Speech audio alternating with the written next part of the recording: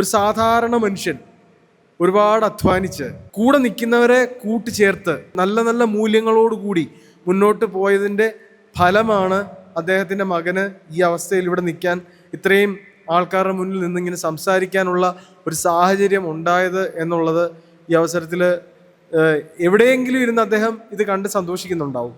ഇന്ന് പത്തനംതിട്ട ഡിവിഷൻ ഇവിടെ തുടങ്ങിയിട്ട് 1 വർഷമാവുന്നു. കഴിഞ്ഞ വർഷം എൻ്റെ അച്ഛൻ്റെ 70ാം പിറന്നാളും പത്തനംതിട്ട ഡിവിഷനും ഒരുമിച്ചായിരുന്നു ഞങ്ങൾ ഇനാഗുറേറ്റ് ചെയ്തത്.